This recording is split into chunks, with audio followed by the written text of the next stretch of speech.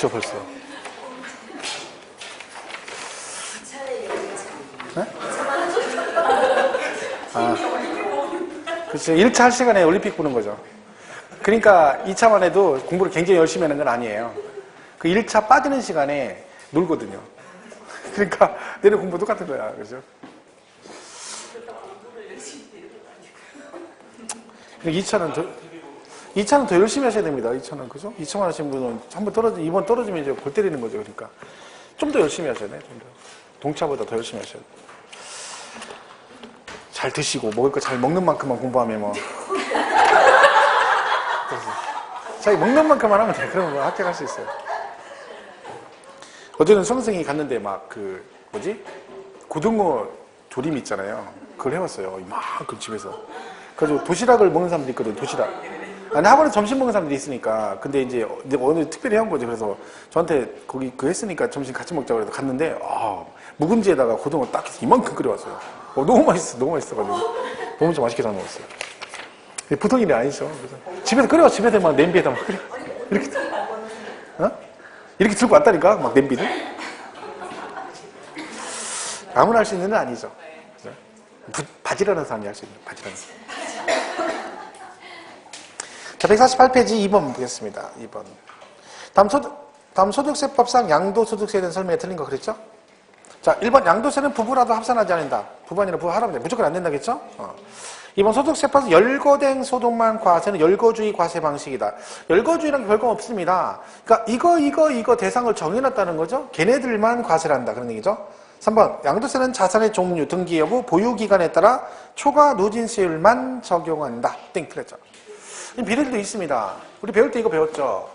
취득세하고 등록세는 뭘로만 돼 있고 비례세율로만 돼 있고 종합부동산세는 누진세율로만 돼 있고 그렇죠? 그리고 나머지 재산세하고 양도세는 비례도 있고 누진도 있습니다. 비례 있고 누진 있죠. 양도세는 당연히 누진 6에서 38% 있고 그다음에 10, 20, 30, 40, 50, 60, 70 이거 있죠. 그죠? 이 3번이 틀렸네요. 4번 자산의 양도로 인하여 발생하는 소득을 말하면 다른 소득과 합산하지 않고 뭔다? 분류과세한다. 양도세는 신고납세를 원칙으로 한다. 그렇죠? 됐고 자 이제 대상이 나옵니다. 오른쪽 과세 대상. 일단 얘는요 작년에 시험에 나왔어요. 이 대상이. 그러니까 작년에 쉽게 맞으라고 낸 거죠. 그러니까 올해 이게 또 나올 정도로 그렇게 중요한 얘기는 아닌데 이거 말고 낼 게 많으니까 그죠? 기본 개념 말해야 되죠. 자 뭐 있어요?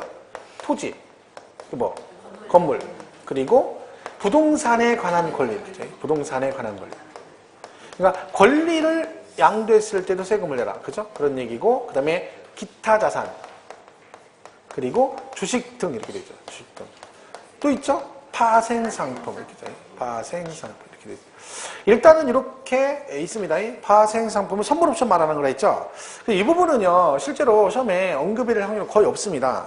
근데 얘가 나올 수 있는 게 딱 두 군데 있어요. 일단 여기서 보시면 파생상품도 양도세 과세 대상이다. 이건 알고 가야 되고 그리고 얘가 어디서 나오냐면 기본공제 나온다 했죠. 기본공제. 그죠? 우리 기본공제할 때 소득별 공제 그러잖아요. 그 소득별 할 때 그룹으로 묶죠. 여기에 들어가요. 얘도 기본공제 왜? 기본은 다 해주는 거죠. 차별 없다고 했잖아. 얘도 해주는 거예요. 새로 들어왔는데도 해주겠다 그러죠. 토건, 부기, 주식 등 파생상품 이렇게 되는 거예요. 이렇게. 그래서 이렇게 묶고 이렇게 묶는다는 얘기죠. 그래서 이거 1년에 250만 원 해주고 그죠? 이렇게 각각 250 소득별로 묶고 250 이런 얘기죠. 그죠? 이겁니다. 그러니까 만약에 문제 풀다가 기본공제 얘기가 나왔는데 뭐라고 나와요? 소득별 공제 그리고 소득을 갖다가 이런 식으로 세 개로 구분을 하면 이렇게 나오면 얘도 맞았다.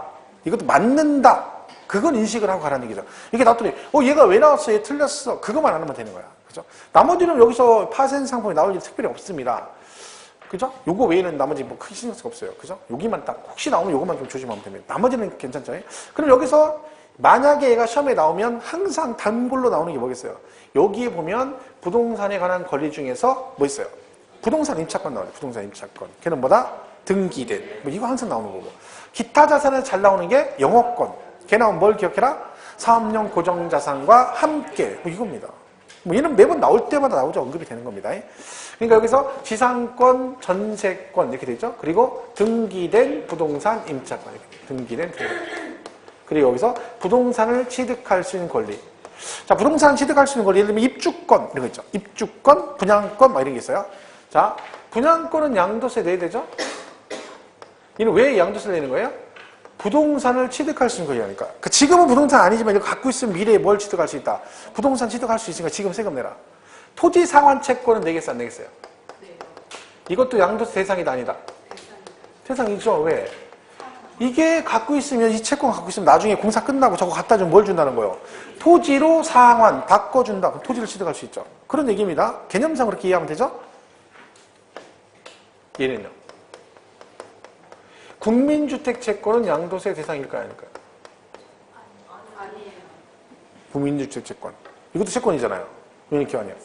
뭘 생각하면 돼? 저걸 가지고 있으면 나중에 아파트 줍니까? 부동산입니까? 이거는 그냥 등기할 때 아니면 자동차 등록할 때 채권 사는 거죠, 그냥. 그리고 만기되면 원금에다 이자부터 주는 거지. 이걸 갖고 있으면 국민주택 채권 갖고 있으면 나중에 국민주택을 줍니까? 아니죠. 아니지. 그죠? 얘는 아닌 거죠. 그죠? 국민주택 기금을 모아서 국민주택 채권을 만들고 그걸로 국민주택을 짓는 거지. 이걸 갖고 있다고 해서 내가 나한테 부동산 주고 그런 건 아니죠. 얘는 근데 부동산 주잖아요. 그러니까 이게 그런 의미죠. 부동산을 취득할 수 있는 권리. 그러니까 분양권, 입주권 같은 게 양도세 대상이 될 수 있는 겁니다. 이렇게 보시면 되죠. 그리고 나서 이제 나머지는 뭐예요? 큰 제목이라 했죠. 큰 제목. 그죠? 이렇게 해서 토건부기. 그죠? 아까 말한 요거 4개 묶고 주식 묶고 이렇게 한다. 그래서 항상 2개의 그룹은 나눠지고 얘는 그냥 여기만 들어간다. 그 개념만 잘 이해하시면 됩니다. 그럼 뭐 4번 문제 같은 경우 보시면 뭐 거기 나와 있죠. 오른쪽. 다음 중 소득세법상 양도세 과세에 해당하지 않는 것은 1번 부동산을 취득할 수 있는 권리의 양도 맞고 그 다음에 전세권 및 등기된 부동산 임차권도 맞고 지상권령도 맞고 4번은 틀렸죠. 영업권 단독 양도로 인해 발생한 수땡 틀렸죠. 이것도 오래전에 나왔던 기출 문제입니다. 영업권 단독 아니라 했죠? 사업용 고정자산과 함께 그런 거죠. 5번은 시설물을 배타적으로 이용하거나 일반 이용자에 비해서 유리한 조건으로 시설물을 이용할 수 있는 권리가 부여된 주식의 양도로 인하여 발생하는 소득. 그러니까 내가 예를 들면 뭐 골프장 운영하는 회원제 골프장에 회원권은 없지만 그 운영하는 법인의 주식을 가지고 있다 그런 뜻이죠.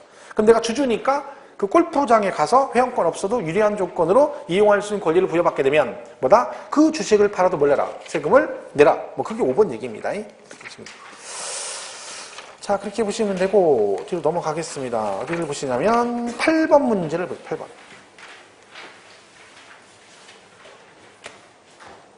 다음 중 취득세와 양도세, 과세 대상에 모두 해당하는 것으로 옳은 것은?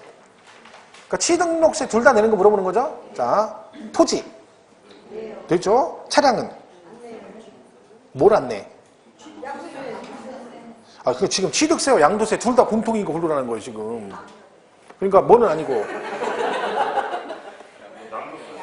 양도세는 아니고, 취득세는 내야 되고, 골프 회원권은? 둘 다 내죠. 골콘성 종의 특정 시설물 이용권 회원권, 그죠? 광업권은요? 취득세만 내고, 양도세는 안 내요. 취득세는 광업권, 업권 내잖아. 취득세는. 그죠? 영업권은요? 취득세는 내고, 영업권 양도세는 내고, 취득세는 아니고. 영업권, 사업용 고정자산 함께 한 양도는 영업권 대상이잖아요. 근데 뭔 아니고, 취득세는 아니고, 전세권은? 취득세는 아니고, 그죠? 건물은? 둘 다 내고, 토지, 골프 회원권, 건물이네요. 그죠? 자, 그럼 해보세요. 얘는요? 얘는 취득세. 양도세는? 네요? 취득세 안 내? 네. 입주권. 취득세. 양도세. 그렇죠? 둘 다 취득세는 안 냅니다. 근데 둘 다 뭐는 내야 돼? 양도세 내야 돼. 그러니까 우리가 부장권 전매하시면 하시죠. 부장권 해보셨죠? 전매. 그럼 어떻게 돼요? 전매 내가 파는 사람은 양도세를 내야 돼요. 차익이 돼서. 그죠? 근데 취득한 사람은 등록세, 취득세는 안 내요. 나중에 나이인데 자기가 또 팔면 양도세 내야 되고. 그죠? 대상이 이제 구분되어 있는 거죠. 얘네들이 부동산을 취득할 수 있는 권리에 들어가는 거죠. 그죠? 이렇게 보시면 됩니다. 자, 그렇게 하시고, 그 다음에 이제 양도로 보는 경우 보자는 이걸 보는데, 자, 보세요. 여기 보시면 우리 양도세 이름이 양도 소득세거든요. 양도 소득세. 이 말 뜻은 뭐냐면 내가 뭔가를 양도했어. 그러면 양도했다고 해서 세금을 내는 건 아니라 그런 거죠. 왜? 양도해서 뭐가? 소득이 발생했을 때. 그럼 여기는 양도로 인해 소득, 이 소득이 뭐다? 차익이 생겼을 때만. 그래서 우리가 양도 차익을 세금을 내는 거죠. 그럼 여기서 일단 차익이 생기려면 뭐부터 해야 돼? 양도를 먼저 해야 되는 거죠. 그리고 차익이 생기면 세금을 내는 거죠. 그러면 이 말은 양도를 했다고 해서 무조건 세금을 내는 건 아니라는 거죠. 양도를 했지만 차익이 없으면 세금을 안 내. 그러면 일단 양도는 누가 하는 거다? 개인이. 뭐와 관계없이? 등기 등록과 관계없이 그랬잖아요. 그리고 유상으로 이전하면 보다 양도가 있어요. 자, 그럼 여기서 중요한 건 양도로 보느냐 안 보느냐 구분하는 가장 기본적인 기준은 이겁니다. 유상의 뜻이 뭐예요? 대가가 있느냐 없느냐 그래 그죠? 내 걸 주면서 그냥 줬느냐 뭔가를 바꾸줬느냐 이거죠. 그러면 무상으로 이전하면 양도가 될 수가 없다. 그죠? 왜? 걔는 상속이나 증여가 된다 그런 얘기네요. 자, 그럼 우리가 보통 공부할 때 뭐 이거는 양도로 본다. 이건 양도로 본다. 이렇게 공부를 하잖아요. 근데 뭐 그것도 물론 좋은데 그렇게 따로따로 외우는 거 좋은데 기본 개념은 이걸 가지고 구분하면 되죠. 이걸 가지고 양도인지 아닌지 일단 기본적으로 판단할 수 있습니다. 자, 매매를 했대요. 그럼 얘는 양도는 아니다. 양도죠. 왜? 내 거 주고 뭘 받아서 돈 받고 파는 거죠? 양도죠. 교환은 양도 있어 아니겠어요? 양도죠. 왜? 내 거 주고 상대방을 받으니까 받고 준 거니까 얘도 대가 있으니까 양도고. 그죠? 자, 수용은 양도 있어 아니겠어요? 수용 양도도 아니다. 양도입니다. 왜? 보상금 받잖아요. 보상금 받잖아요. 그러니까 양도지. 강제 수용됐지만 보상을 받았죠. 경매는 양도 있어 아니겠어요? 경매나 공매. 여러분 집에 아파트 경매가 들어 낙찰됐어. 양도야 아니야? 양도 맞죠? 왜? 낙찰됐다는 얘기는 내가 10억짜리 아파트가 5억에 낙찰됐어. 손해는 봤죠? 하지만 어쨌든 낙찰자가 5억 주고 내 걸 사간 거니까 내가 5억에 파는 거죠. 물론 그게 배당돼서 나한테 들어오는 거 없겠죠. 그리고 얘가 세금 내는 건 차익이 있으면 내겠지만 차익 없으면 세금은 안 내겠죠. 하지만 양도는 맞지. 왜? 그냥 준 건 아니잖아요. 그죠? 그러니까 양도의 기본 개념은 그런 식으로 구분하시면 돼요. 그럼 예를 들면 양도 담보라는 게 있죠. 자, 얘는 양도를 했네요. 근데 왜 했다고요? 담보를 목적으로, 그러니까 담보 목적으로 넘긴 거지. 그러니까 내 아파트를 상대방 등기를 넘겨줬는데 돈 받고 판 게 아니라 뭐 채무 담보로 해서 넘겨준 거니까 얘는 대가가 있다 없다? 없죠. 여기까지 양도가 될 수가 없습니다. 그런데 뭘 하면 채무 불이행으로 변제, 충당 이러면 양도죠. 왜? 충당했다는 얘기는 이걸 가지고 이걸 팔아서 빚을 갚았다는 얘기는 똑같은 거니까 그건 이건 양도가 되는 거죠. 여기까지는 양도가 아닌 거죠. 환지 처분이나 보류지 충당 이런 게 있죠. 자, 이게 양도도 아니다. 그렇죠? 얘도 아니죠. 왜? 환지 처분이란 말 자체는요. 사업 시행자가 종전 토지 대신 지번과 지목이 바뀐 토지로 바꿔주는 처분행위예요. 그러니까 내가 논밭을 전답을 가지고 있는데 나한테 뭘로 바꿔주는 거? 대지로 바꿔주는 것 뿐이죠. 그러니까 얘는 뭐 대가를 주고받는 게 아니니까 양도가 아닌 거고. 그 다음에 이거는 뭐냐면 둘 다 환지 방식에 나오는 얘기잖아요. 내가 100평의 땅을 환지를 받아야 되는데 실제는 50평을 주죠. 간보율 때문에 예를 들면 50평 많이 주는 건 50평 정도 그죠? 나머지 50평 어디로 간 거예요? 내가 돈 받고 팔아먹은 거 아니죠. 그 나머지 50평은 이걸로 간 거야. 즉 뭐 공공시설 용지나 도로부지나 녹지공간 용지로 충당이 된 거죠. 돈 받고 판 게 아니지. 그럼 얘네 양도 될 수가 없습니다. 그런데 얘네들 환지받은 대와 이 보류지를 뭐하면 처분하게 되면 그때는 뭐다? 양도다. 왜? 돈 받고 팔았으니까. 이런 식으로 그냥 보시면 되는 거예요. 이게는 뭐 크게 적견 없는 거죠. 그죠?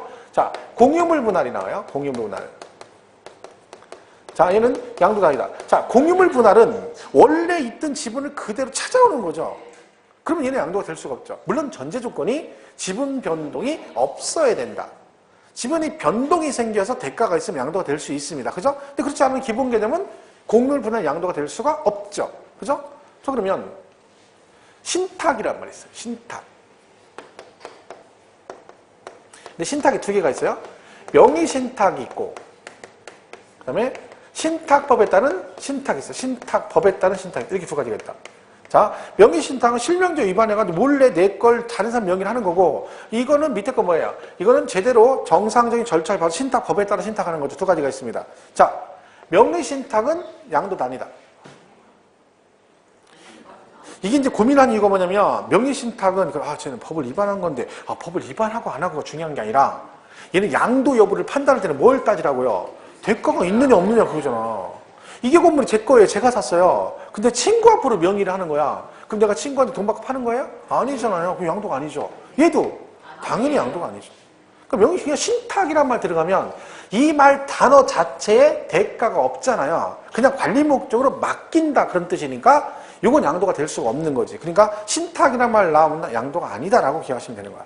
그러니까 이런 것들이 이제 기본적으로 보시면 유상 여부를 가지고 어차피 양도 개념은 유상 이전일 때만 양도로 본다라고 돼 있으니까 얘가 유상인지 아닌지만 잘 따져보면 되는 거죠. 그러면 양도 여부를 판단할 수 있다. 이렇게 가는 거죠. 이렇게 보시면 됩니다.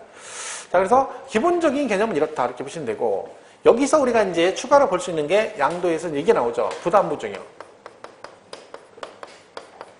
얘 같은 경우는 이제 양도세에서 나왔는데 최근에 이제 취득세에서 계속 나왔죠. 작년, 재작년에. 그죠? 왜? 이 부분이 이제 없다가 재작년부터 개정돼서 취득세 부분이 개정되면서 시험에 나왔습니다. 재작년에 나오고 올해도 나오고 작년에도 나오고. 이게 뭐예요? 이제 외우죠, 이제. 그죠? 건물이 이렇게 있는데 이걸 뭐 했다? 10억짜리 건물을 그냥 안 주고 공짜로 안 주고 뭐 했다? 조건부로 얘한테 뭘 했다? 증여해줬다. 그죠? 그래서 네가 내 대신 뭐 해라? 저기 있는 채무를 뭐 해라? 부담해라. 그죠? 이렇게 해서 근데 있죠? 저당권 3억 돼 있는 걸 뭐 해라? 을 네가 내 대신 저걸 떠안아라. 그러면 내가 저걸 네가 부담한 조건부로 10억짜리를 너한테 주겠다. 이게 부담부 증여죠. 이랬을 때 우리 양도세는 뭘로 본다 했죠? 요 채무액, 요 3억은 증여로 보지 않고 뭘로 본다? 양도로 본다. 그죠? 그 얘기잖아요. 이거 다 아는 얘기죠. 그리고 나머지 채무 7억은 증여로 보겠다. 얘는 증여로 봐서 얘는 뭘 내고 증여세를 내고 얘는 양도세를 내라 이런 뜻입니다. 자, 이랬을 때 증여세 납세 의무자는 갑과 을 중에 누구라 했어요? 양심 있어야 되죠. 사람이 받은 사람이 내는 거고 얘는 당연히 갑이 냅니다. 이게 부담부 증여죠. 그러니까 이 부분에서 처음에 언급이 되는 것들은 지금 나온 대로 그대로 뭐 채무 부담부는 양도로 본다 안 본다 이렇게 물어보는 그죠? 근데 과거에는 이제 여기 이렇게 나온 적 있어요. 요것만 가지고 누가 얼마에 대해서 어떤 세금 납세 의무를 치느냐 옳은 걸 그렇게 물어본 적이 있어요. 그럼 예를 들면 갑은 3억의 양도세, 을은 7억의 증여세 납 이게 맞는 거죠. 가장 최근에 나왔던 것은 계산 문제 나왔었죠. 이거 몇 년 전에 계산 문제. 양도 차익 계산 시 취득가액을 구하시오. 이게 한번 나온 적이 있어요. 기출 문제로. 그러니까 요게 얘가 양도세 내야 되잖아요. 그러면 얘는 뭘 알아야 돼? 취득가액을 알아야 필요할 경우 차익을 구할 수 있죠. 그때 문제가 부담부 증여 시 얘가 내야 할 양도세 계산 시 취득가액이 얼마니? 이거 물어본 적 있어요. 계산 문제. 그건 이제 그게 한번 몇 년 전에 나왔었죠. 그죠? 근데 뭐 그런 것까지는 알 건 없고. 우리 교재도 있는데 이건 뭐 간단합니다. 개념만 알면. 자, 얘가 10억짜리를 3억 그랬죠? 자, 그럼 얘가 취득할 때 1억에 취득했어. 근데 현재 10억인 거죠? 증이 부담부 증했어. 그럼 얘가 양도세 계산해야 되죠? 자, 갑은 양도세, 양도가액이 얼마예요? 양도가액이 얼마야? 3억 양도분 됐잖아요. 그러면 3억이 양도가액이죠? 취득가액이 얼마일까요? 그럼 취득가액은? 3천이죠. 1억이 아니라. 왜? 이게 10억 중에 3억을 양도로 보니까 건물 전체가 10분의 3만 양도로 보면 얘도 10분의 3 안 보내야지. 그러니까 1억에 10분의 3에서 3천 이렇게 되는 거죠. 실제 처음에는 5억, 1억 이렇게 나왔어요. 그리고 여기 8천 이렇게 나왔어요. 취득가액 구하시 이렇게 나왔죠. 5억인데 부담부 채무액이 1억이에요. 그리고 취득가액 8천 이렇게 나왔어요. 그럼 시험 답이 얼마일까요? 똑같이 하면 되잖아. 아까랑 이거 뭐냐? 아까 찍은 겨? 이제 계산이 안 되죠. 이제 나는 분수가 안 되는 거죠. 분수가. 참, 산수가 안 돼, 산수가. 나누기도 안 되고, 산수 자체가 안 되는 거죠. 괜찮아요. 됐어요. 그냥 암불란테. 1600만 원이죠. 1600만 원. 5분의 1 아니에요. 5분의 1. 5분의 1이죠. 5분의 1. 근데 8천 나누기 5분의 1 지금 8천에 5분의 1을 못하고 있는 거 아니야. 지금 아직도 계산하고 있죠. 8천 나누기 5 하고 있는 거 아니야, 지금. 그럼 5는 8이니까 5, 1은 5, 5, 1은 5, 3회가 3회는 5, 6, 30에다가 1600원. 정답은 1600이었어요. 그렇게 나온 적은 있죠. 그쵸? 얘는 그거면 다죠. 근데 이제 여기서 이거 뭐냐, 여기 있죠, 얘. 취득세. 취득세 내야 되죠? 자, 이거 나왔었죠? 얘가 그러면 부담분 이렇게 했어. 그러면 을은 취득을 했잖아요. 그럼 쟤는 취득세를 어떻게 내야 되느냐, 그런 얘기죠. 얘는 그냥 뭐 따라간다? 주는 사람은 그대로 따라가면 돼요. 얘가 부담부 증여할 때 채무액은 뭐 하는 걸 볼래? 주는 사람이 돈 받고 파는 걸로 본대. 그럼 사는 사람은 돈 주고 산 거죠. 그럼 얘 유상취득. 이거는 뭐 얘일 것도 없는 거죠. 얘는요. 주는 애가 증여했대잖아. 그럼 얘는 사는 애는 무상취득. 그 취득세에서 부담부 증여 시 채무 부담부는 유상으로 취득항으로 보고 채무의 이외의 부분은 무상으로 취득항으로 본다 이렇게 돼 있는 거죠. 이게 시험에 두 번 나왔죠. 작년 나오고 재작년 나오고 그렇죠? 뭐 이렇게 같이 물려서 가시면 됩니다. 어쨌든 양도 개념은 유상이 가장 기본이다. 거기다가 나머지 이렇게 추가하시면 됩니다. 그러면 지금 문제를 12번 가시면 12번. 다음 중 양도세가 과세되지 아니하는 경우는 그렇죠? 1번 1세대 1주택 2년 이상 보유한 남편의 주택을 이혼 위자료로 아내에게 소유권 이전해 준 경우. 자, 우리가 이혼할 때 위자료를 뭘로 주면? 부동산으로 주면 뭐다? 양도죠. 그런데 얘가 뭘로 줬어? 1세대 1주택 2년 보유한 남편 주택으로 줬어요? 그럼 뭐야? 양도는 맞지만 얘는 뭘 받아? 비과세 받죠. 비과세. 그러니까 이혼할 때 위자료를 이제 주택으로 주는 게 제일 좋습니다. 그래야 세금을 안 내는 거죠. 2번 갑을 병이 균등으로 공동 소유한 토지를 4대 3대 3으로 지분으로 분할하는 경우. 얘는 양도세 과세되죠? 그죠? 왜? 지분 변동 있잖아. 그럼 10% 늘었죠? 누가? 갑이. 그럼 얘는 뭐예요? 양도세가 과세될 수 있죠. 그치? 왜? 3번 부동산을 동등 가치로 대금 수수 없이 상호 교환하는 경우. 자, 교환도 뭐다? 양도죠, 양도. 그죠? 4번 양도 담보로 된 자산에서 채무 불이행으로 변제 충당했다. 양도다. 부담부 증여 시 수증자의 채무 부담분. 양도. 그렇게 되는 거죠. 그런 식으로 보시면 됩니다. 자, 어디를 보시냐면, 저기 16번 문제를 보세요. 16번. 다음 중 양도로 보아 양도세가 과세된 경우로 옳은 것은? 그랬죠? 자, 기억. 매매 원인 무효 판결에 의한 건물 소유권의 환원. 자, 우리가 매매 원인 무효 소송으로 무효 판결하면 양도도 아니다. 아니다 그랬죠. 그러니까 우리가 이 무효 판결 났다는 얘기는 이렇게 해서 환원된다는 거죠. 돌려준다는 얘기죠. 그럼 얘는 양도가 아니에요. 근데 얘기가 두 개가 있죠. 적법하게 체결된 계약이 당사자간 합의로 해제가 돼서 환원되면 양도로 본다. 그러니까 여러분은 저 거래, 개인끼리 거래하고 등기 다 친 다음에 나중에 둘이 협의해서 야, 우리 없었던 걸 하자. 그럴 수 있죠. 다시 소유권 넘겨주죠? 걔는 양도다. 근데 뭘로? 법원의 무효 판결로. 요 뒤에 가면 나중에 이제 양도비 취득시기 배울 때 이게 또 나오죠. 이런 얘기를 했죠. 얘가 1999년에 이걸 사가지고 얘가 매매를 했어, 둘이. 그죠? 등기 넘어갔죠. 2016년 1월에 등기 넘어갔는데 얘가 뭐가 됐다? 소송이 걸렸다는 거죠, 소송. 그죠? 그래서 판결이 뭐라고 났어? 무효 판결 났어. 이 계약은 뭐다? 원인 무효다 판결 났습니다. 그 무효 판결이 2016년 8월에 만약에 났다. 그죠? 그럼 왜 됐죠? 그럼 뭐요? 이 계약은 처음부터 없었던 게 된다 그런 얘기죠. 그럼 어떻게 해? 원위치해서 이렇게 돌려줘야지. 그럼 얘는 양도가 될 수가 없고 취득도 아닌 거죠. 왜? 계약 자체가 처음부터 법적으로 무효가 된 거니까. 그러면 얘가 나중에 환원돼가 이걸 2018년에 팔면 얘는 취득 시기가 언제다? 1999년. 그 재산의 당초 취득이 이런 식으로 나오는 거죠. 왜? 이건 없었던 게 되니까. 그죠? 이게 시험에 나온 적 있어요. 양도비 취득 시기에서 이게 정답으로. 틀린 걸 고려해놓고 법원의 무효 확정 판결일을 본다. 취득일로 본다. 땡. 틀려. 확정 판결이 아니라 그 자산의 당초 취득. 이렇게 가는 거죠. 그러니까 기업권은 매매 원인 무효 판결에 의한 선물 소유권 하나는 양도가 아니고 이건 재산세 물납에 따른 나대지 소유권 이전. 자, 물납도 양도입니다. 왜 그러겠어요? 현금으로 원래 세금 내야 되는데 대물변제인 거죠. 대물변제. 그죠? 공유물 분할, 지분 변동 없대. 양도 아니고. 수용, 양도. 환매권 행사에 의한 소유권은 양도. 환매권 행사. 맞아요? 환매는 소유권, 환매권 행사한 소유권은 양도도 아니다.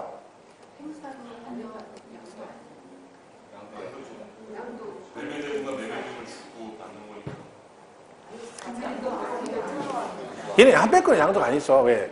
소유권이 그냥 형식으로 넘어갔다가 그 계약 빚 갚아서 도로 찾아오는 거잖아요. 그 환매가 뭐예요? 내가 너한테 이걸 팔겠다. 대신 내가 몇 년 후에 돈 주면 이걸 나한테 도로 줘라. 그러니까 맞겠다 도로 찾아오는 거니까. 그죠? 걔는 양도가 아니죠. 그러니까 소유권 이전이 그냥 형식적으로 왔다 갔다 하는 거죠. 환지 처분받은 토지를 매각하기 때문에 환지 처분 양도 아닌 토지를 매각하면 양도. 좀 뭐 그런 식으로 하면 됩니다. 어쨌든 그냥 이 부분은 최근에도 언급이 돼서 시험이에요. 그러니까 일단 기본 개념 아까 말씀드린 유상 이전이냐 아니냐 이걸 가지고 기본적으로 판단하시면 됩니다. 자, 일단 그러면 배우자 직계준비소 이렇게 나오면 어떻게 돼요? 만약에 배우자 직계준비소 간의 부담부 증여 그럼 뭐예요? 중요? 무조건 머릿속에 그게 있어야 돼요. 일단 세법상에는 무조건 배우자, 직계, 존비속이라고 나오면 식구끼리니까 무조건 뭐다? 증여다. 근데 얘는 어떤 의미를 가지고 있다? 추정의 의미를 가지고 있다. 기억하셔야 돼요. 추정. 이거 뭐예요? 입증하면 양도로 볼 수 있다. 해서 시험에 이거 이렇게 나왔었죠. 배우자, 직계, 존비속 간의 부담부 중에는 증여로 추정하여 증여세가 과세되기 때문에 항상 양도로 보지 아니한다. 이렇게 나왔다. X죠. 항상 양도로 보지 않는다. 그럼 틀리죠. 왜? 입증하면 양도로 볼 수 있다. 그런 얘기죠. 그런 거 우리가 좀 조정하면 됩니다. 자, 그냥 그렇게 보시면 되고, 이제 그 뒤에 넘어가면 양도 및 취득 시기에 관한 얘기가 언급이 됩니다. 그래서 거기 22번에 보시면 양도 또는 취득 시기에 관한 얘기 나옵니다. 자, 이거는 이제 언제 사고 언제 팔았니 그 얘기거든요. 언제 사고 언제 팔았니. 이게 뭐 때문에 그런다 했죠, 얘가? 보유기간 때문에 그래요, 보유기간. 그죠? 얘는 보유기간이 아주 중요하죠. 왜요? 보유기간이 원래 취득일로부터 양도일까지가 보유기간이잖아요. 근데 요게 이제 요 기간을 정확히 따져야 되죠. 왜? 비과세도 보유기간, 세율도 보유기간, 장기 보유 이런 것도 전부 다 보유기간과 관련이 있거든요. 그러니까 이걸 명확하게 해서 법으로 정해준다 그런 얘기죠. 그러니까 기본은 이거죠. 매매 등 일반적인 매매는 언제다? 대금청산이래요. 다른 말로 뭐라 그래요? 실제 잔금 지급일. 실제 잔금 지급일. 그러니까 양도세는 계약서는 천용한 게 없어요. 그러니까 여러분 집을 팔잖아요. 매매를 하잖아요. 그러면 취득한 사람은 계약서상 잔금 날짜가 취득일이 되죠. 근데 파는 사람은 뭘로 가? 무조건 실제 잔금 지급입니다. 계약서 잔금 어차피 상관없지. 그죠? 이게 기본 개념. 자, 그러면 대금청산일이 불분명하다. 그럼 언제 가겠어?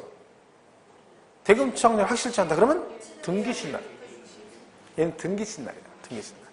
그러니까 이게 이제 그거 좀 헷갈리는 거죠. 취득세는요, 계약서상 잔금 지급일로 가는데 그 계약상 잔금 지급일이 불분명하면 계약일로부터 60일이 경과되는 날, 이거는 취득세 얘기고, 양도세에서 대금청산 실제 잔금질이 명확하지 않으면 등기친 날, 이거 전에 등기쳐도 등기친 날 이렇게 돼 있어요. 그죠? 이게 좀 헷갈리죠, 이제. 그걸 잘 구분하셔야 돼요.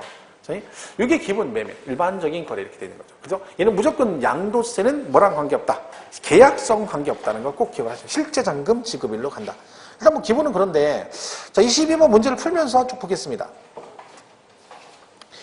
양도 또는 취득 시 옳은 것은 1번 부동산 소유권이 타인에게 이전되었다가 법원의 무효 판결로 해당 자산의 소유권이 환원되는 경우 해당 자산의 취득 시기는 언제다? 아까 뭐라 했어요? 그 자산의 당초 취득일 그랬죠? 확정 판결이 아니고. 그 다음에 장기 할부 조건 나오네요. 우리 이거 있었죠? 얘가 장기 할부 조건 요거하고 뭐 얘기 나오면 수용 얘기 나오면 뭐가 나와야 된다? 어쩌고 저쩌고 저쩌고 중 빠른 날이 꼭 나와야 된다. 중 빠른 날. 얘도 그렇고 얘도 그렇고요. 등기친 날, 사용수익이 인도일, 중 빠른 날. 여기는 뭐 등기친 날, 대금청산일, 수용 개시일, 중 빠른 날. 그러니까 둘 다 이게 나와야 돼요. 일단 이게 나와야 정답이 되는 거죠. 그죠? 얘는 지금 장기할부 조건, 최초 할부금 지급일, 수익권 이전 등기 접수 인도일, 사용수익일 중 빠른 날 그래야 됩니다. 3번 대금청산일이 분명하지 않거나 대금청산 전에 수익권 이전 등기가 언제? 등기친 날. 답이 3번이에요. 건축 허가를 받지 않았대. 무허가는 항상 뭐다? 사실상 사용이 됩니다. 뭐 취득세건 양도세건 무허가는 무조건 그럴 수밖에 없죠. 왜? 허가 안 받았으니까 사용검사 받을 일이 없으니까 사용 승인서 같은 거 교부 안 하겠죠. 대신 사용은 할 거 아니에요. 그러니까 사실상 사용이 그렇습니다. 5번은 환지처분으로 취득한 토지의 취득일은 언제다? 환지처분 공고일. 다음 날도 틀려요. 다음 날도 아니고. 얘는 환지 전 토지 취득일. 환지 전 토지 취득일. 얘가 얘기잖아요. 1999년에 농지를 갑이 가지고 있다가 이런 얘기를 했죠. 내가 2010년에 뭐 했다? 얘가 환지 방식으로 사업을 시행해서 공사 끝났어요. 그래서 2012년에 뭐야? 환지 처분한다. 이 얘기를 했잖아요. 환지 처분.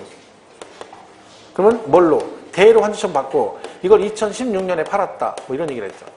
그럼 이날이 양도일. 이렇게 됐죠. 이거잖아. 이래 팔았어요? 자, 이 토지의 취득일은 언제니? 그 얘기잖아. 얘가 이걸 파는 거죠. 그죠? 대를 팔았잖아. 그럼 이거 누구 거예요? 이 땅? 갑 거죠. 그 갑 거잖아요. 그럼 갑이 저 농지 팔고 이거 산 거 아니잖아요. 그냥 소유권 변동 없이 지번과 지목만 바뀐 거잖아. 그러니까 이걸 팔았을 때 이 토지 취득이 언제다? 1999년. 이걸 뭐라고 한다? 환지 전. 그죠? 토지 취득일 그러는 거. 이겁니다, 이게. 근데 여기서 이제 뭐라는 게 환지 받을 때 증환지를 받거나 감환지를 받을 수 있는 거죠.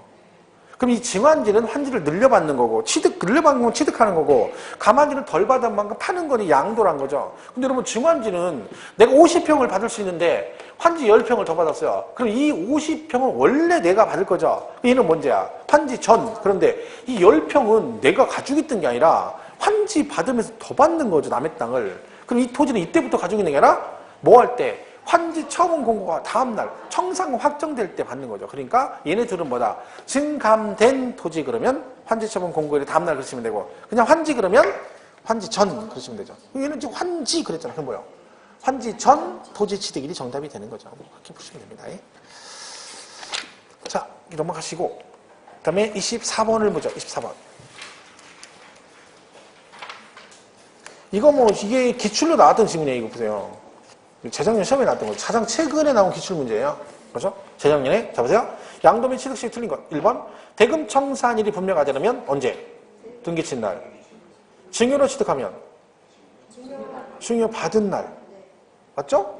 취득세는 계약일인 증여 받은 날. 수용. 답이 3번이잖아요. 이게 재작년 문제예요. 이게 정답이에요. 중빠른 날. 수용은 중빠른 날 했잖아요. 틀렸죠? 답이 3번이에요.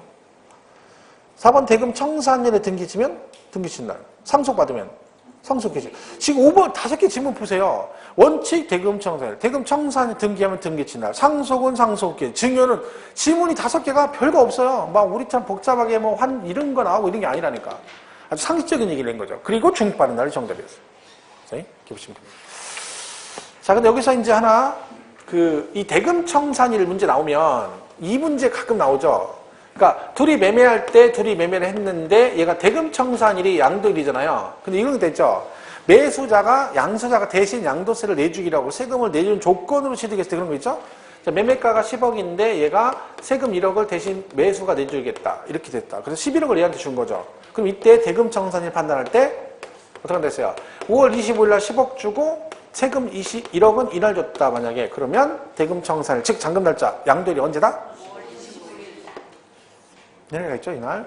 예, 이거는 니네끼리 확정한 거니까 이는 포함하지 않는다. 그런 얘기죠. 이렇게 보시면 됩니다. 이렇게 해서 대금 청산일 판단 시 양수자가 대신 납부하기로 한 양도세 및 양도세 부가세액은 제외한다. 이렇게 하는 거죠? 이렇게 하는 거죠. 보시면 됩니다. 근데, 그러면 얘 있죠, 얘. 그럼 얘는 양도가액 얼마일까요? 뭐, 이건 시험에 안 나오는 양도가액. 11억. 그죠? 11억. 왜?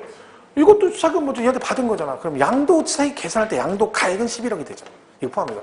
얘는 지금 뭐 얘기하는 거야? 잔금, 보유기간 따질 때 잔금 날짜 계산할 때 얘는 포함이 안 돼. 시험 여기까지는 안 나오니까 신경 쓸 거 없어요. 이것만 기억하시면 돼요.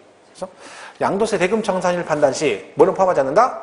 양수자가 대신 내주기란 양도세는 포함하지 않는다. 그죠? 그러니까 원금 낸 거 그날 준 날이 이날이 양도일이 된다. 요거만 기억하시면 됩니다. 자, 그리고 28번에 가면 거기 뭐 의제 취득식 의제가 나오죠? 취득식 의제. 자, 다음에 열거된 자산 중 취득식이 의제가 다른 것은 뭐겠어요? 하여튼 여러분 이거 있잖아요. 양도세에서 대상 쭉 늘어놓죠? 그럼 무조건 하나 고르면 주식이에요. 왜? 무조건 토건부기 묻고 하나만 따로거든요. 그럼 여기서 따로 하나만 구하면 무조건 얘예요. 뭐 주식. 이게 뭐예요? 의제 취득식이. 이날 취득 안 했는데 취득한 거로 보면 돼. 그래서 뭐라고 됐어요, 우리? 토건부기는 84년 12월 31일 이전에 사면 85년 1월 1일 취득 안 했는데 그날 취득한 의제. 주식 늦죠. 85년 12월 31일 이전에 산 건 86년 1월 1일 취득한 거로 의제한다. 기본 거죠. 그렇게 보시면 됩니다. 얘는 이런 거 나오면 얼마나 좋겠어요. 뭐, 그치? 그런 거 나오면 얼마나 좋겠어. 그죠? 그런 거 나오면 얼른 맞출 것 같죠? 그게 또 안 된다니까. 뭐 쉬운 거죠. 그쵸? 나중에 뭐 쉬었다고 막 그러잖아요. 아, 내가 뭐 쉬었나 봐. 이것도 틀렸어. 이렇게 되는 거예요. 돌아버리는 거죠. 그러니까 뭐가 안 쉬려면 열심히 공부하셔야 돼요. 열심히. 중개사법 특강하죠. 저는 다른 특강은 몰라도 중개사법 때문에 꼭 들어야 돼요. 중개사법 점수가 안 나오면 2차는 떨어집니다. 그러니까 가능하면 중개사법은 수업을 듣는 게 좋습니다. 왜냐면 많이 들을수록 좋아요. 그러니까 반복을 해도 혼자는 많은 양을 못하죠. 그러니까 저는 뭐 제 강의할 때 특강 들으라는 얘기 안 합니다. 왜? 그건 본인 선택인데. 근데 제가 2차만 놓고 봤을 때 합격하기는 가장 키포인트는 무조건 제가 얘기했잖아요. 중개사법이요. 그거 30개 이상 못 나오면 2차 진짜 힘들어집니다. 그러니까 올해가 작년에 합격률이 되게 높아요. 작년에 26%가 붙었어요. 원래 20% 정도 붙거든요. 근데 장선 총성격을 해가지고 합격률이 작년보다 훨씬, 재작년보다 훨씬 높았어요. 그럼 이 말은 1차 합격생은 되게 많아요. 1차만 붙은 사람이 많아. 그럼 2차가 많다는 거죠? 2차만 붙은 사람. 그것도 동차도 많죠. 이 겹치면 여기가 사람이 많아지죠. 작년에 붙은 사람이 많아서 그런 거예요. 그럼 이거 올해는 확률이 26%까지 안 나옵니다. 보통 20% 왔다 갔다 하거든요. 그러면 여기서 많이 떨어질 수 있어요. 작년보다는. 물론 자기 실력 같은 붙은 사람 붙지만 어쨌든 그런 논을 볼 때는 작년보다는 좀 약간 난이도가 있을 수 있죠. 그러면 2차가 특히 2차만 보는 사람은 더 어려울 수 있습니다. 그렇게 따지면 중개사법은 잘 못하면 이게 어려워지는 거예요. 그러니까 얘를 많이 맞으면 아무 상관없어요. 얘를 35개 맞아버리면 2차는 걱정할 필요가 없어요. 공법 어렵게 나와도 공부 좀 하면 과락은 면하거든요. 얘 36개, 5개 맞으면 공법은 16개 맞아도 되죠. 그죠? 왜? 여기서 11개가 남잖아. 그럼 여기 8개 줘도 3개가 남아요. 그죠? 그럼 공시세법 21개 맞으면 되는 거예요. 이게 되는 거죠. 그러니까 제가 말했죠. 중개사법 30개, 공법 20개, 공시세법 22개. 요게 딱 60점이거든요. 근데 여기서 몇 개 더 맞으면 공법을 좀 덜 맞아도 되거든요. 반타작 안에서 합격할 수 있어요. 근데 여기서 흔들리면 얘네들을 더 맞아야 되잖아. 그만큼 힘들어지는 거죠. 얘는 처음부터 계속 했던 얘기들이죠. 그러니까 얘는 아직도 30개 안 나오면 문제 있는 겁니다. 중개사법 무조건 30개 이상은 무조건 맞아야 되는 거예요. 더 맞아야 됩니다. 근데 이건 되거든요. 근데 왜 안 되냐면 공부를 안 하는 거죠. 우습게 여기면 안 됩니다. 중개사법이 제가 중개사법 30개 이상 맞습니다 하니까 그게 마치 공부 안 해도 맞는 거죠. 어린 택돔소리입니다. 공부를 해야죠. 하면이나 한 만큼 주소가 나온다는 얘기지. 여러분 그거 아시잖아요. 공부를 해보면 중개사법 제가 경험해보니까 얘는 제일 중요해. 말장난이에요. 일단 이게 짜증나 제일 처음에는. 근데 이게요. 문제를 계속 풀다 보면요. 똑같은 걸 계속 바꿔요. 같은 걸 가지고 계속 장난을 친단 말이에요. 왜? 그걸 바꿀 수 있는 문제 지문이 한정돼 있거든요. 근데 그걸 계속 풀다 보면 나중에 나온 거 또 나오고 나온 거 또 나오고 그래요. 그럼 이게 극복돼버리면 그냥 보면 보여요, 답이. 그리고 외울 건 외워줘야 되는 무조건 벌칙 같은 거, 뭐 금지사 이런 건 다 외워야 돼요. 그런 거 안 외우고 뭐 그거 말이 됩니까? 그냥 무조건 시험에 나오는데 못 외우는데 말이 됩니까 이게? 당연히 외워야지. 근데 그런 거 안 외우고 이런 거 저기에서 좀 짜증나게 극복 그러면 죽어도 안 나오고 점수가. 근데 이게 원인인데 이걸 안 하고서는 점수 안 나온다고 안 되죠. 이건 해줘야죠 당연히. 저도 제가 중개법 잘했다 했잖아요. 근데 저는 이거 해가 다 외웠죠. 벌칙 외우고 뭐 절대 뭐 옛날에 우리 공식법 중개사법 뭐 사부가 결의하니 이항이 2번 3번 엎었다 막 해가지고 막 지금도 기억나요. 10몇 년 전에 15년 넘었는데 사부가 결의하니 이양 김양단 이양이 2번 3번 엎었대 해가지고 이양이 뭐 이전 뭐 양은 뭐 양도 뭐 좀 막 지금 생각 안 나요. 내용은 생각 안 나요. 근데 두 번 이상 되면 뭐 하고, 뭐 2번 이상 뭐 취소되고, 뭐 이런 거 있잖아요. 그런 거 2번, 3번이 뭐 엎었다, 뭐 해가지고 업무정지 뭐 해가지고. 그게 제가 지금도 그건 기억난다니까, 그 부분은. 내용은 모르는데. 근데 그렇게 막 그걸 달달달달 외웠죠. 그거는 벌칙이나 이런 것들은. 금지사, 상대적, 절대적 금지사요. 뭐 3년 이하 징역, 벌칙, 이거 다 외워야 됩니다. 근데 그것도 안 외우고 무슨 중개법 30개를 무슨 수로 맞아. 웃긴 거지. 공부를 안 하고 날로 먹으려고 하는 거죠. 근데 그거 하면 됩니다. 얘는 그것만 극복하면 무조건 돼요. 그러면 그다음부터는 너무 쉬워 얘가요. 왜? 그것만 계속 나오는 거야. 시험에. 그러니까 기출문제를 잘 풀어보세요. 기출문제를 한 5년치 풀어봐봐. 그러면 그것만 달달달달 외우고 다 알면 30개를 못 맞을 이유가 없다니까요. 근데 왜 그걸 안 해요? 중개사법 안 하면. 2차가 너무 쉽게 갈 수 있는데. 중개사법 24개 맞아놓으니까 미쳐버리는 거지. 그러니까 점수가 6점 안 나오는 거야. 왜? 공법 24개를 어떻게 맞냐고. 나는 공법 24개 맞을 정도로 공부할 시간이 있으면 그 시간을 좀 잘라가지고 저 같으면 중개사법 합니다. 그게 맞아.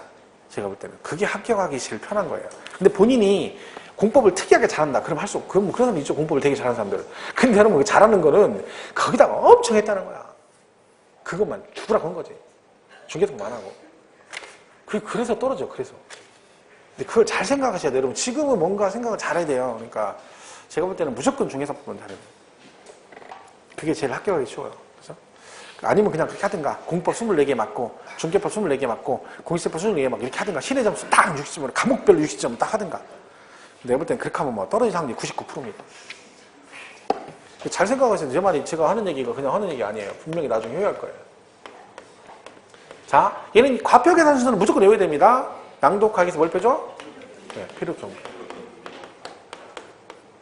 그러면 남으면 된다겠죠? 그래서 차익이 생겼을 때만 세금을 냅니다. 그래서 여기 뭐 배웠죠? 장기부여, 특별부여. 그렇죠?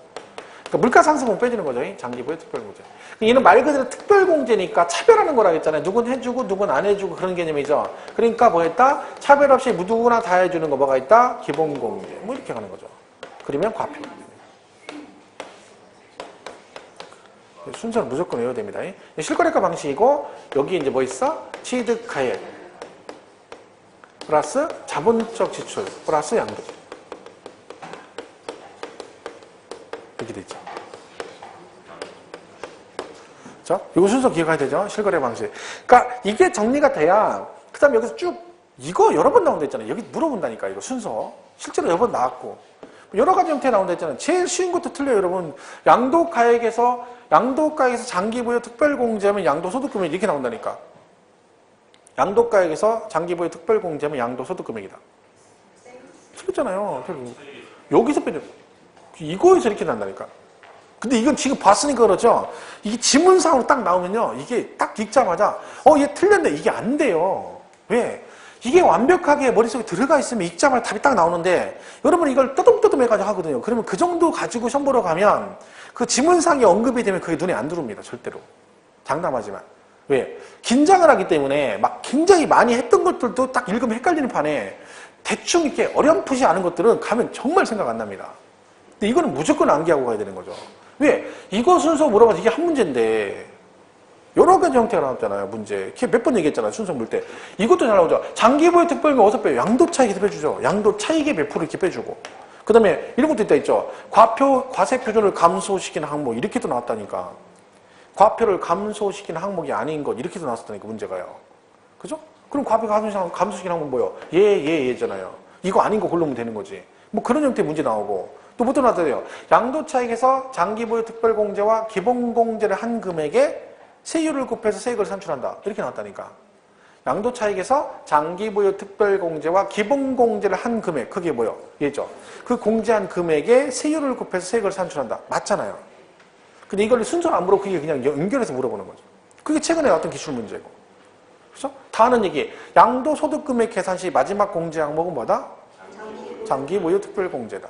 과표 계산 시는 기본공제 이렇게 되는 거죠.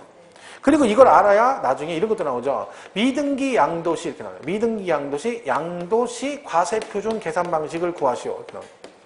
미등기 양도시 과세표준 계산 방식은 뭐겠어요? 양도가액에서 필요 경비 빼면 돼요. 왜? 얘 안 되고 얘 안 되고. 그런 거죠.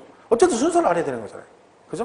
자, 분양권 양도했을 때 양도소득금액 계산 방식을 구하시오. 그럼 뭘까요? 분양권 양도시 양도소득금액 계산 방식. 뭐예요? 양도가액 마이너스 필요 경비. 끝. 그죠? 왜? 이건 장기부여 안 되잖아요. 토지 건물 입주권만 되니까. 근데 이것도 결국은 순서를 알아야 어떻게든 해보는 거지 순서 자체를 모르면 문제 자체가 아예 안 되는 거죠. 그러니까 그게 우선입니다. 그죠? 그리고 여기서 섭외되는 게 뭐예요? 실거래가 방식인데 얘가 실거래가라고 하면 얘도 실거래가, 얘가 기준시가라고 하면 얘도 기준시가. 동일 방식을 적용하는 걸 원칙으로 합니다. 근데 여기 뭐가 나온다? 얘가 실거래가를 적용해야 되는데 실거래가는 뭐래라? 입증을 해야 된다 그랬죠? 이때 입증이 안 됐을 때, 확인이 안 되거나 입증 안 되면 그때는 양도차익 어떻게 한다? 추계조사 결정은 이렇게 나가는 겁니다. 추계조사 결정. 그죠? 이 추계조사 결정, 이거 뭐 시험에 여러 번 나왔죠. 얘는 무조건 알고 가야 되는 거죠. 자, 취득가액이 확인이 안 됐다. 순서 어떻게 됐어? 매감환기죠, 매감환기. 매매사례, 감정, 환산가액, 기준시가 이렇게 가고. 양도가액이 인정이 안 되면 매감기. 얘는 딱 두 가지만 기억하면 된다고. 순서 바뀌면 안 되고, 그리고 환산가액은 어디만 있다? 취득가액만 있고 어디는 없다. 양도가액은 적용하지 않는다. 최근에 나왔던 게 바뀌어서 시험에 나왔었고요. 그죠? 그러니까 요거 순서 기억하시고 그다음에 양도, 환산 요거 기억하시면 됩니다. 이게 기본 개념이죠. 그죠? 그러니까 이렇게 해서 이게 나오고 그다음에 이제 필요 경비 이게 쭉 나오는 거. 취득가액 어쩌고 이건 어쩌고 이렇게 나오는 거죠. 내용상으로. 그러니까 그리고 이거 나와서 이제 얘 이렇게 하는 거죠. 그리고 과표 결정되면 여기다 세율 곱할 거니까 세율 얘기 나오고 그럼 세액이 산출되면 걔 어떻게 돼? 내야 되죠. 어떻게? 신고납부 어떤 식으로 하니 그 얘기 쭉 언급되고 그리고 비과세. 그럼 끝이에요. 이게 순서와 이제 정의의 중요한 겁니다. 무조건 기억을 하셔야 된다. 30번 문제처럼 나오면 무조건 맞춰야 되는 거죠. 다음은 양도세 과표 계산 과정에 관한 설명이다. 옳은 것은 그랬죠? 그 순서 그거 하면 되죠. 어떻게? 양도가액, 필요경비, 장기부의 특별공제, 기본공제, 과표. 몇 번이에요? 5번이 정답이에요. 그죠? 이게 풀면 돼요. 그죠? 별거 없어요. 순서만 알면. 자, 32번. 뒤에서 똑같은 32번인데 보세요. 미등기 부동산 양도의 경우 양도소득 과세표준 계산 방식으로 오른 것은? 양도가액에서 필요 경비라고 했잖아, 아까. 그죠? 왜? 장기와 기본금리 적용하지 않는다. 그죠? 그럼 답이 3번이잖아요. 뭐, 이렇게 하면 별건 없습니다. 알고 나면 별건 없는 거죠. 그죠? 내용이 이제 푸는 거는데. 자, 거기 이제 34번 문제를 보겠습니다. 다음은 양도세의 과세표준에 대한 설명이다. 틀린 것. 그랬죠? 1번, 거주자의 양도소득에 대한 과세표준은 종합소득, 퇴직소득에 대한 과세표준과 구분하여 계산한다. 맞죠? 2번, 양도소득 과세표준은 양도소득금액에서 기본공제를 차감한 금액으로 한다. 맞죠? 양도소득금액에서 기본공제 차감하면 그 앞이잖아요. 그죠? 이것도 결국 순서 물어보는 거 아니겠습니까? 3번, 양도소득 기본공제는 양도소득에 대한 인적공제 성격으로 보유기간, 주택수를 고려하여 적용한다. 땡! 틀렸죠? 얘는 숫자 그냥 무조건 상관없다. 이제 기본은 뭐야? 보유기간 안 따지고, 대상 안 가리고 모조리 다 해준다. 미등기 빼곤 다 된다. 3번이 틀렸죠. 4번, 기본공제는 양도소득 있는 거주자에 대해서 구분소득별로 당연히도 양도소득 금액이 각각 얼마? 연 250만원.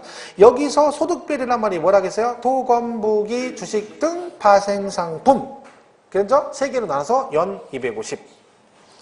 5번, 장기보유 특별공제는 장기보유 특별공제니까 특별히 등기된 토지건물 조합원 입주권인데 장기 보유니까 보유 몇 년? 3년 이상 해야 되죠. 그러면 양도 차익에 대해서 그죠? 자산별로 양도 차익에 대해 보유기간에 따른 공제율을 곱한 금액으로 공제한다. 이거 뒤에 가면 이제 장기 보유하고 이 기본공제 배우니까 그때가 지금 세부적으로 얘기하는 거죠. 결국은 이 전체적인 흐름에 대해서 문제를 물어보는 거니까 그 부분 우리가 확실하게 정리를 하셔서 문제를 푸셔야 됩니다. 이렇게 보시면 되겠죠. 자, 그 다음에 거기 필요 경비에 관한 얘기가 쭉 나오는데 좀 일찍 끝내고 거기까지 하겠습니다. 필요 경비 얘기가 내용 설명을 쭉 하고 해야 돼서 연결되면 시간 오버될 것 같으니까 여기 36번 있죠? 여기부터 다음 시간에 하고 좀 일찍 끝내겠습니다. 일찍 끝냈으니까 밥 빨리 드시고 도서관 가서 공부하세요. 어디 가지 말고. 날 더운데 돌아다니에 힘만 들고 집에 가면 에어컨 틀면 전기세 많이 나오고 어디가 제일 좋아? 도서관. 가서 공부 좀 하시다 주무시고 자다 공부 그래야 됩니다. 지금 열심히 하셔야 됩니다. 그죠? 잘하면 할 수 있어. 그죠? 힘내시고 다음 주에 뵙겠습니다. 고맙습니다.